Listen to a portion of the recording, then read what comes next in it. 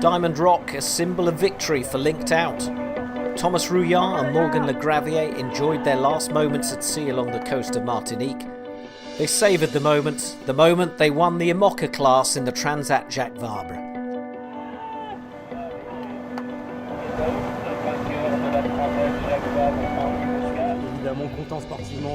We're happy to win the Jacques Vabre with Morgan. It's a classic.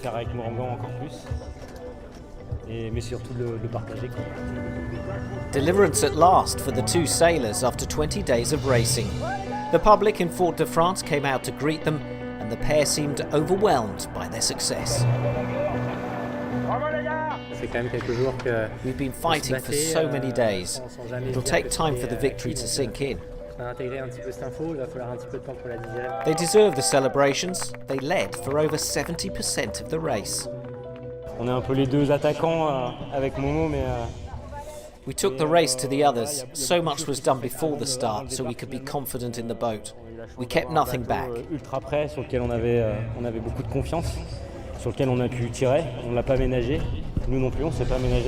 The regatta was tough, tense and difficult, with their pursuers Apivia and Charal expected in Martinique tomorrow. In the Class 40, the competitors are speeding towards the West Indies. We changed spinnaker and we did well. The others are still behind us.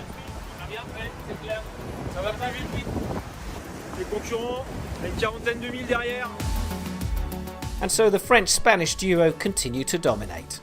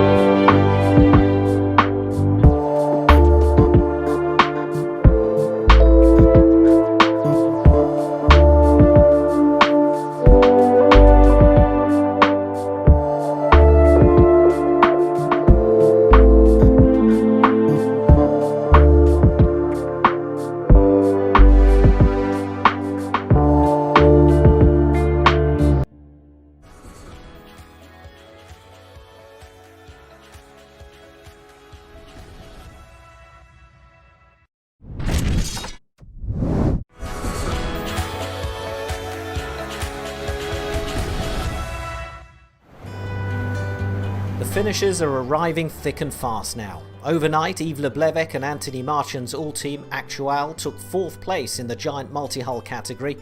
It's a great performance for the two skippers. Une course réussie, c'est une course dont tu franchis la ligne. A successful race is when you reach the finish. That's a success. C'est un succès. In the monohulls, it was Apivia's turn to cross the line in the early hours in Martinique. Paul Mayat and Charlie Dallin, who won the last edition of the race, took 2nd in the IMOCA class. Il a manqué peut-être deux trois petits ingrédients. We were here to try and do the double. We didn't succeed, but we're very happy with the aussi, 2nd dans place. certaines conditions, mais voilà, très heureux de cette seconde place. Morgan et Thomas, tout ce qu'ils faisaient, ça marchait. Donc, Morgan and Thomas sailed well. They had a great race. Enfin, j'ai envie de dire, c'est pas nous qui avons forcément des choses, mal fait des choses, mais qu'eux, ils ont fait une belle régate quoi, qui méritent leur première place. After 20 days of racing, 13 boats have now arrived in port. Those who are still at sea are suffering from the heat but finding clever ways to cool down. Je dirige le bateau et en même temps, je vais prendre une petite douche. I'm going to take a shower because it's raining. Récupérer de l'eau sous la baume.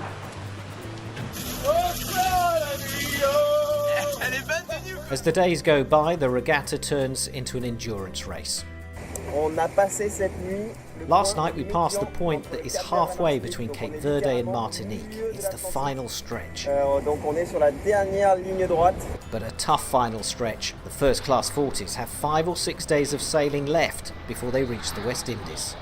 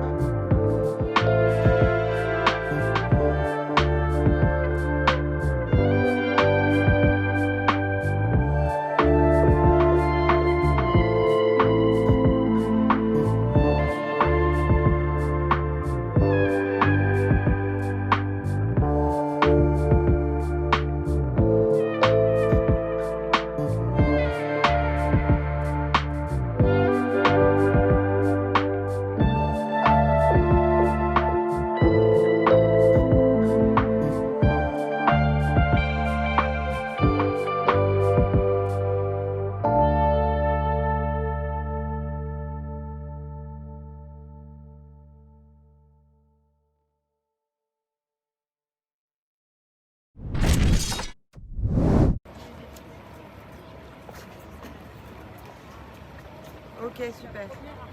On fait ça. Oui, exactement, c'est ça. Bonjour. Bonjour.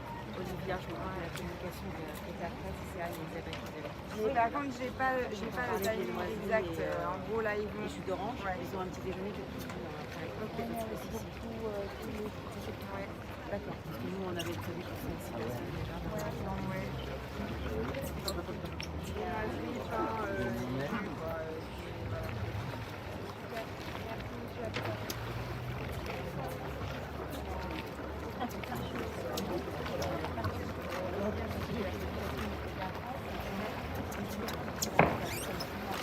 Bah oui, mais pas pour toute l'équipe.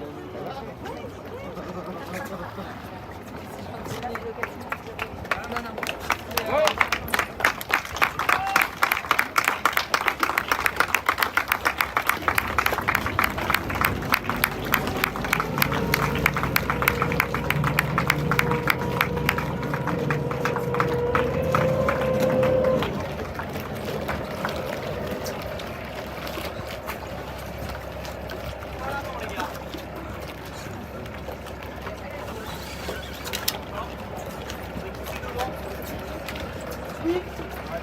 le mets au niveau de la haute rigueur. Budget le frein.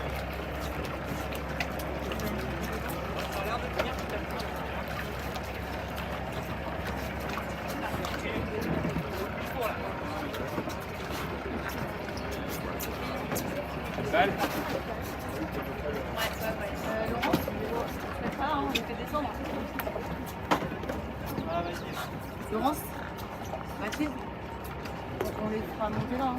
Ok. Ouais, enfin descendre, pardon.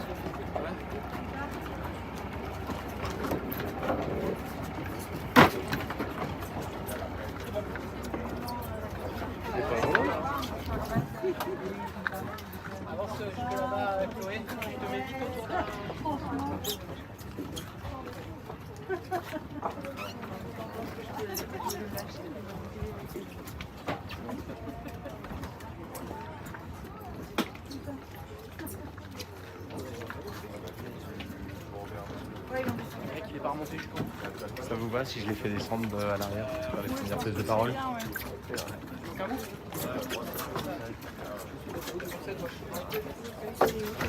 Là-bas,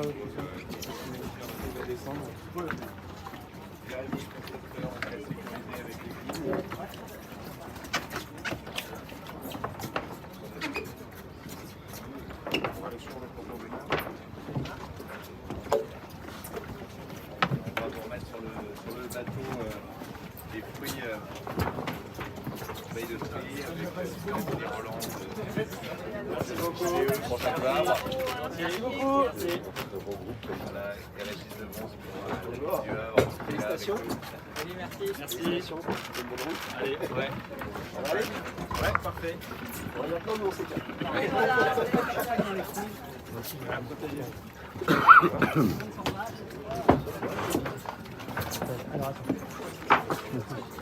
on va se mettre. Tout le monde s'en va. Attention.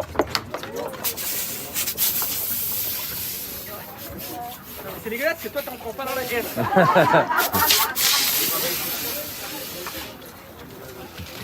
Troisième dans la catégorie Moka, Charal, s'il vous plaît. Jérémy Bayou, Christopher Pratt. Tenez, pour vous rafraîchir, on va vous offrir l'eau de coco traditionnelle de Martinique. Vous allez pouvoir vous rafraîchir un petit peu. Merci beaucoup. Merci.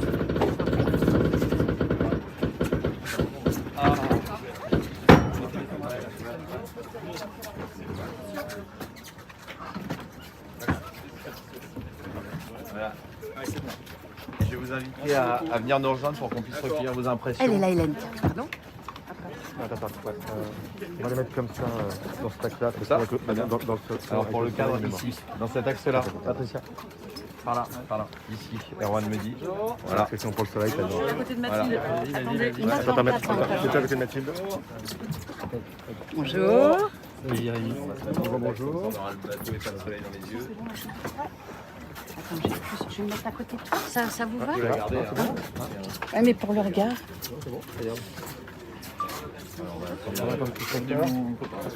Ce soit vous qui posiez les questions. Ouais, bah c'est Hélène qui commence.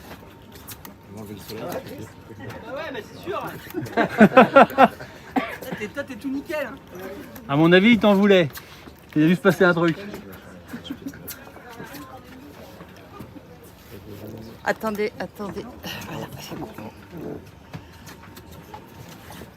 Bonjour messieurs. Bienvenue. Merci. Et ben, avant toute chose, comment est-ce que vous allez? Ah bah super. On irait pas bien. Alors qu'est-ce qui domine ce matin comme sentiment, Jérémy? Bah écoute, le sentiment du travail accompli. Voilà, l'objectif c'était d'être sur le podium. C'est jamais très simple en IMOCA d'être sur le podium. Il y a une grosse concurrence en face, devant, derrière aussi. Donc voilà, même si à chaque fois qu'on prend un départ, l'objectif c'est d'aller chercher la victoire, il faut des fois savoir se satisfaire de podium, surtout quand qu'on a un beau vainqueur comme Thomas et Morgan, qu'on fait un super boulot tant au niveau trajectoire qu'au niveau vitesse. Voilà, nous, on a essayé d'optimiser au maximum ce qu'on avait. On n'a pas fait beaucoup d'erreurs, mais ils ont été meilleurs que nous, donc un grand bravo à eux. Une belle bagarre avec le trio de tête, hein. Ça a dû être intense, j'imagine, cette transat. Hein. Ouais, c'était vraiment chouette. C'est vrai qu'il y a eu le départ où on était un peu plus qu'un trio, hein, jusqu'à, on va dire, quasiment au Cap-Vert où il y avait 5-6 bateaux à batailler ensemble. Après, on s'est détaché et c'est vrai que à chaque fois qu'il y a eu des petites opportunités, on a essayé de créer la brèche, de s'engouffrer dans ces petites possibilités de se défaire de nos concurrents. Ça a parfois bien marché, comme le long de la Mauritanie, parfois un peu moins bien, comme il y a 4-5 jours le long de la zone d'exclusion. Mais c'était hyper intense stratégiquement et en tout cas super intéressant. Et c'était vraiment une chouette régate. Bon, les 2 derniers jours étaient un petit peu durs quand la course est pliée et que ça s'éternise un peu, mais sinon jusque-là c'était d'une intensité vraiment top et un super moment de sport à vivre. Ouais. Ah, on a eu régatif, vous étiez côte à côte, hein. Il y a eu des moments où vous avez pu faire des speed tests, vous avez filmé les uns les autres. C'est assez étonnant quand même sur une transat comme ça d'être aussi près finalement. Ouais, d'autant que le début de course a vu des gros écarts se créer rapidement. Quand la Pivia est vraiment partie devant, ils allaient super vite au près, on ne pouvait pas faire grand chose. Et puis il y a eu un regroupement dans le golfe du Gascogne. Là ils sont repartis tous les deux, à la faveur d'une toute petite risée qu'on n'a pas réussi à attraper. On a vu Advance qui était à 100 mètres, nous mettre des dizaines de milles. Et puis à un moment ça s'est regroupé de nouveau et là c'est sûr qu'on a eu une bagarre qui était absolument géniale parce que les bateaux, notamment aux portes en VMG, sont quand même assez proches. On a des modes qui sont assez différents, même des voiles qui étaient assez différentes, notamment entre Linkot et Apivia Charal, on avait des grands Genac et lui un plus petit Genac, sur des modes un peu différents. Au final, à la bouée sous le vent, au moment où on était quasiment tout le temps en même temps, on s'est croisés, on s'est vus, on a pu essayer des trucs. En permanence, on a essayé d'essayer de faire avancer Charal un petit peu plus vite que ce qu'on pouvait, que ce qu'on imaginait, que les autres. Donc, quand c'est comme ça, c'est top parce que tu t'arraches pour trouver les solutions. Tu es obligé de les trouver, de toute façon, sinon tu ressors derrière. Et puis en même temps, il ne faut pas faire d'erreurs stratégiques quoi, parce que c'était complexe et parce qu'il y avait plein de choix à faire qui n'étaient pas si évidents que ça. Et voilà, donc c'est bien réparti les rôles là-dessus. Et Chris, notamment au niveau stratégie, a fait des super options, notamment le long de l'Afrique. Donc voilà, c'est bien quand tu es devant, que tu vas vite et que tu tires les bons bords, mais bon, les autres étaient bons aussi, donc on n'a jamais réussi à faire la diff. Un mot sur le parcours, et puis c'est pas mal de temps au niveau de l'équateur, du poteau noir, des zones sympas. Vas-y, je crois. Non, c'était long déjà. On est quand même quasiment une semaine de plus que ce qu'on avait sur nos simulations, donc c'était assez inattendu. Mais surtout une fin de parcours qui en fait est dans le prolongement du poteau noir et on n'en est jamais vraiment sorti. Encore jusqu'à hier matin, on avait des nuages incroyables et qui ne sont pas des nuages d'Alizé, qui sont des nuages vraiment de l'émanation du poteau noir. Je ne suis pas un spécialiste de la zone, mais donc ouais, vraiment difficile, exigeant. Je ne sais pas si ça s'est passé comme ça aussi pour les autres bateaux, mais c'est ce qu'ils ont retranscrit. Mais ce second poteau noir qui finit pas vraiment, qui en est pas vraiment un, mais qui en même temps te laisse jamais vraiment tranquille, quoi. Un mot sur la concurrence, parce qu'il y a 3 bateaux qui sont nettement devant et les autres sont vraiment très très loin derrière. Ça vous a surpris de les voir aussi loin aussi? Ouais, je pense que ça reflète pas la différence qu'il y a entre les bateaux et les équipages, même la différence à l'arrivée entre les 3 premiers. Entre les 3 premiers, voilà, on a été beaucoup plus proches pendant toute la course et puis les conditions météo sur la fin ont fait que Linkot s'est barré, puis Apivia, et ça fait des gros écarts en temps. Je parle de ceux qui sont derrière. Et au début, ça s'est un petit peu fait comme ça aussi, quoi. C'est parti par devant et voilà. Non, il y a des bons bateaux derrière, il y a des super équipages. Je pense que la météo a fait plutôt que ça. À un moment, ça a fait des cuts et il fallait être dans le bon wagon. Ouais. Je le repose différemment, tu t'attendais quand même peut-être à les voir beaucoup plus proches les autres, comme ils sont très loin. On aurait aimé, nous on est là pour la bagarre et puis quelque part effectivement peut-être que quand tu as plus de bateaux en même temps devant, ça met un peu la pagaille et puis t'es plus trop sûr de ta stratégie, tu regardes beaucoup ce que font les autres. C'est ce qu'on a essayé de faire un petit peu là sur l'arrivée. L'option classique, c'est pour ça que ce bord est pas qu'il n'est pas intéressant, il est peut-être moins intéressant le dernier bord que le bord précédent. Parce que l'option elle est le long de la zone d'exclusion quoi. Mais on a essayé quand même d'aspirer un petit peu à Pivia vers le large, de tenter un truc. Ce qui lui a fait qu'il s'est un petit peu décroché de link-out et c'était le seul truc qu'on pouvait faire. Donc si on s'était peut-être retrouvé plus à devant, on aurait peut-être pu s'attaquer un peu plus Thomas et Morgan, mais ça s'est pas fait comme ça et c'est une belle victoire pour eux au bout du compte. Avant qu'ils aient les problèmes de quille, on a vu que le bateau de Hanoï de Ligori, ça allait vite, ça allait bien. C'est des leçons ça pour eux. C'est pour toi ça. On regarde tous les bateaux, hein. On regarde tous les bateaux et notamment celui-là. C'est un bateau en vue de Charal 2. On a observé dès la mise à l'eau quelle était la forme de foil notamment qu'ils avaient choisi. Et ça c'est intéressant. Leur faculté à voler, à vraiment voler avec un bateau assez plat en trim et assez peu gité. Mais on s'est aussi beaucoup intéressé aux deux bateaux qu'on avait autour et ils ont montré des belles facultés de vol un peu différentes de ce qu'on avait vu Link-Out et Apivia. Donc voilà, il y a des choses intéressantes dans ces classes avec des bateaux déjà existants qui ont des nouveaux foils ou qui ont modifié leur foil ou des nouveaux bateaux.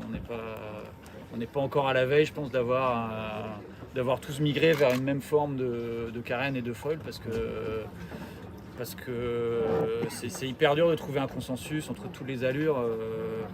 Un foil qui traîne pas quand on veut le remonter, un foil qui va vite au pré, au portant, au reaching, avec une bonne attitude. Donc voilà, ça va être intéressant. Il y a plein de bateaux neufs à venir, il y a plein de trucs à regarder. Ouais.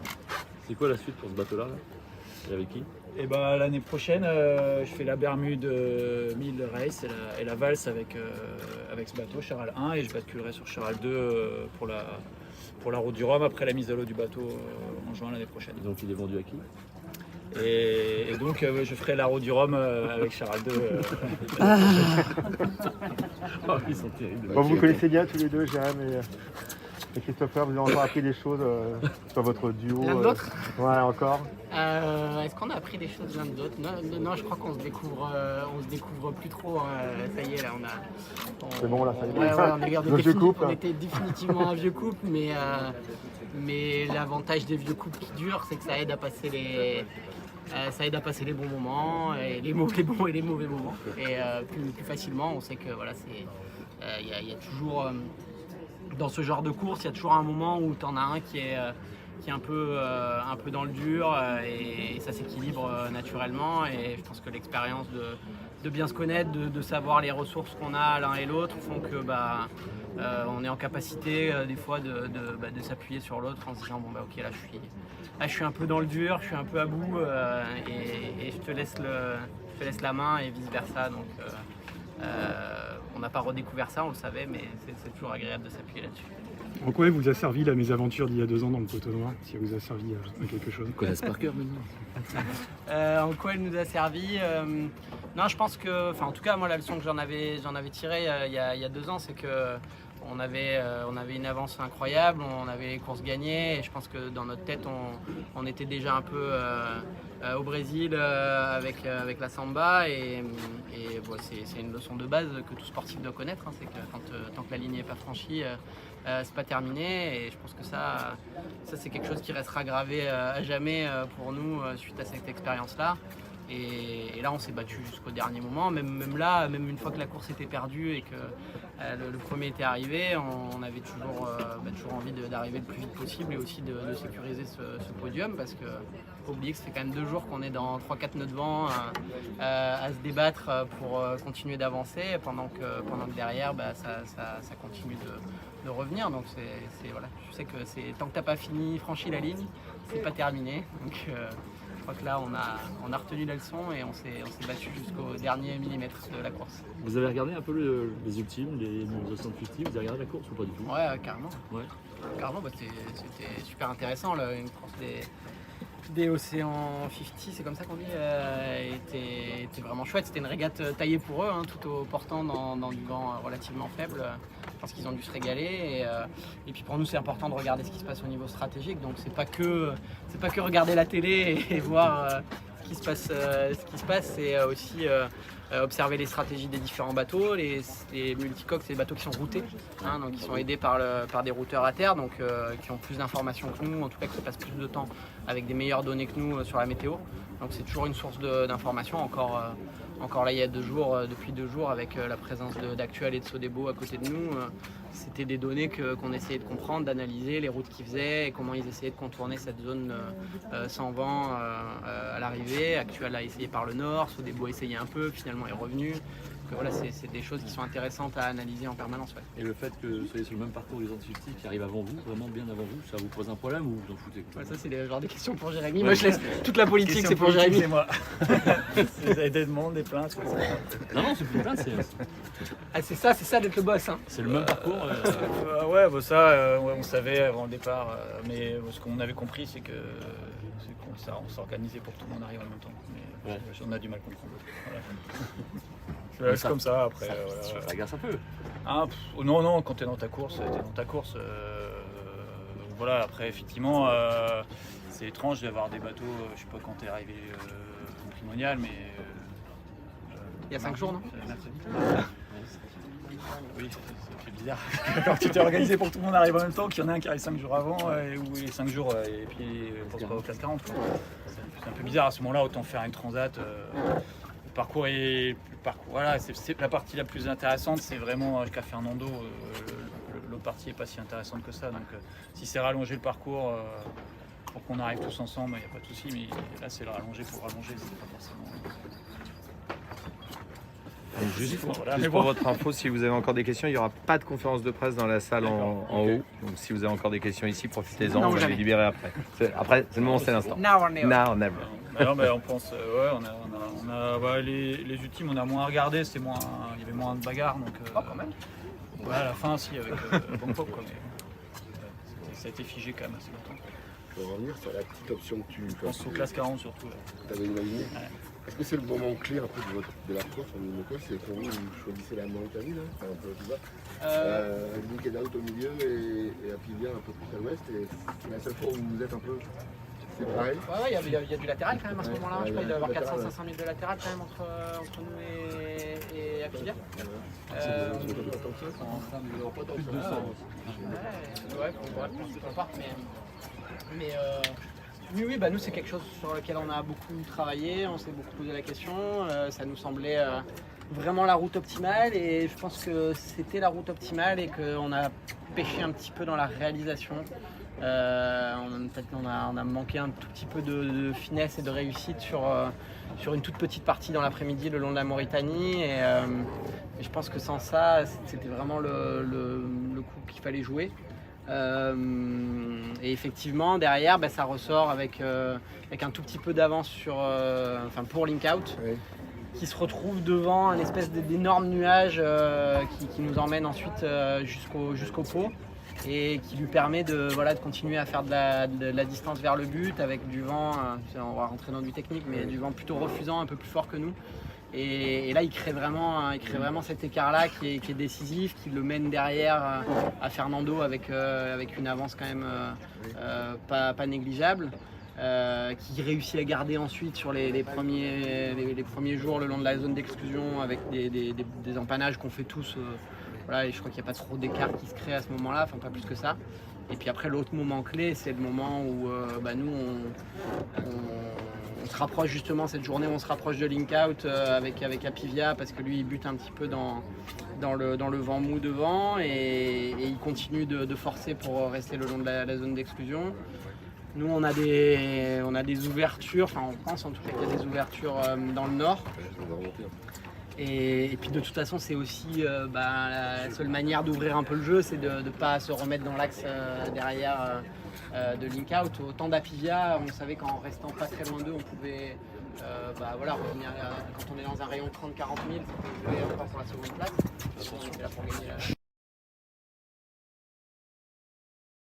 vers le nord et puis bah, ça nous a pas réussi du tout. Parce que là, c'est là que Link Out fait le break avec, pareil, en partant avec une masse nuageuse, lui devant, nous on est derrière. Quand nous on est à 10 derrière, voilà, le truc est plié quoi. Mais en même temps pas de regret parce c'est ce qu'il fallait faire à ce moment-là, à la fois tactiquement et stratégiquement. Donc, Vous arrivez ici, il y a un couvre-feu, il y a des émeutes la nuit. Retour sur terre. Ouais, retour sur terre pas tout de suite d'ailleurs, parce que finalement on n'a pas pu débarquer cette nuit. Ouais. Et effectivement, ouais, ça fait bizarre de voir le feu, terre au sens propre. Ouais, sur l'odeur. Ouais. C'est la première odeur qu'on a sentie. Voilà, on nous a tenu un petit peu au courant de terre, mais c'était un petit peu ta course. On n'imaginait pas que c'était à tel point, donc on espère que les choses vont s'arranger. À Pilienne, on dit qu'ils ont eu une fois 27 mètres de vent et c'est le maximum qu'ils aient eu sur tout le tour. Et vous? Ouais, c'est ça, un petit 30 dans le pot. Et on n'a pas pris un riz la course. Ils ont pris un riz une fois, ils l'ont relâché. Ah non. Non. On est parti gérer. On est parti gérer. En B, on prend pas de riz. On avait tout démonté, vous avez pas vu, on n'avait pas les boîtes de riz. Ils ont pris un riz, les ibas. Ah non, on n'a pas pris un seul riz. Zéro, ouais. Non, pour le coup, c'est effectivement, en termes de météo, c'est étrange, ce que disait Pifou tout à l'heure, on va arrêter de faire des statistiques, bah ouais, que ce soit sur le Vendée ou sur la Jacques Vabre. Ah bah on passe pour des... en dehors des stats à chaque fois. Tout le monde nous dit, vous allez mettre combien de temps? 15 jours, 16 jours. Et au bout de 20 jours, vous n'êtes toujours pas arrivé. Donc non, pas de riz, pas de vent fort. Donc moins sélectif aussi. Ça aurait été mieux sans foi, frère. Ah ouais, bah là les derniers jours. À la fin, pas tout le temps quand même. Vous avez vraiment pas fait beaucoup de bons bords de reaching, bien appuyé dessus. Non, et à Fernando, le vent était un peu instable et je pense qu'ils allaient plus vite que nous les deux. On était un peu moins servis, je pense, à force de vent aussi, moins bien servis. Voilà, après c'est des bords sympas, ça avance quand même. Mais non, il y a eu des bords reportants quand même qui étaient sympas. On a eu de la lune pendant tout. Donc tu as des nuits, c'est plein phare. Non, c'était quand même des moments magiques. Donc le troisième, ça vous va? Ça vous va très bien? Enfin, ça vous va? Ça ne va jamais de pas gagner une course, mais quand même. Non, c'est optimisé. On a optimisé la perf comme on a pu. Après, comme dit Chris, peut-être qu'on aurait pu ressortir un peu mieux de l'option la Mauritanie. C'est moi qui étais de quart quand on s'est planté sur la Mauritanie. Il y a un petit appel à gauche que je prends pas et je décide de pas empanner parce qu'on n'est pas assez sud à mon sens encore. Et j'aurais dû empanner là et au final j'empanne pas et je pense que je vais m'enfoncer dans une molle et il reste 3 heures en fait. Et ces 3 heures là, entre être à 2 nœuds et puis tu pars à 11, 12, 15 nœuds. Tu t'es fait engueuler? Non mais il l'a dit gentiment là tout à l'heure. Non mais peut-être que tu Mais tellement pas non. Le nombre de fois où je me suis planté dans des molles depuis 2 jours là. Ça faisait des jours. Là c'est décisif. C'est l'option, il bossait dessus depuis des jours. Elle marche bien, au début elle marche bien en plus. Ouais, on voit bien que vous êtes en train de faire un coup là. Et à la fin aussi quoi. Et surtout bon, on ne va pas dire qu'on se sentait à mort cette option, enfin on la sentait bien, surtout on ne se sentait pas, enfin, notamment Chris, l'option ouest, on ne voyait pas où elle aboutissait. Et voilà, et puis d'ailleurs il a fait une demi-option ouest à Pivia parce qu'il il repique sud. Quoi. Et voilà, après Linkot il fait une route un peu médiane, qui est vraiment bien aussi, qui est pas risquée pour le coup. Et toi le coup était un peu plus risqué, et il manque 3 heures. Est-ce que si on ressort devant, on arrive à garder la tête? Je sais pas. Mais... Ouais, c'est encore une question. Toi, le foot sport, tu sais que la France a battu le Black. Oui. Ouais, trop bien. On a Vincent qui prend soin de nous et qui nous envoie à l'équipe souvent le matin. Et du coup, on a des infos de... Pas de marque, des journaux. Il est pas là. En plus, ils sont pas là. On va vous laisser là. Et du coup, on a les infos sport, c'est chouette. Et victoire historique, non? Je sais pas, nous. Maîtrisé, il paraît. Je sais pas, moi, la voile qui m'intéresse. En face, c'était moins fort que d'habitude. C'était un peu moins fort que d'habitude en face. C'était All Black, un peu gris. Ah d'accord. Merci monsieur. Merci à vous. Bravo. Merci.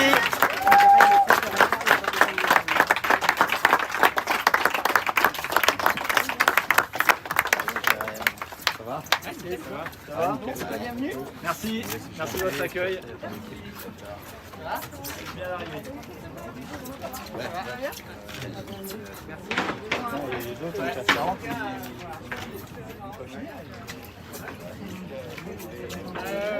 Carrément, là.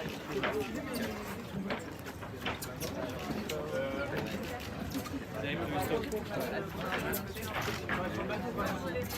C'est acceptable, exactement. Ça sert à rien de mettre un peu au propre avant J'en ai un autre. On va prendre les autres deux. Il y a des Figaro. Je vais aller me changer d'ailleurs.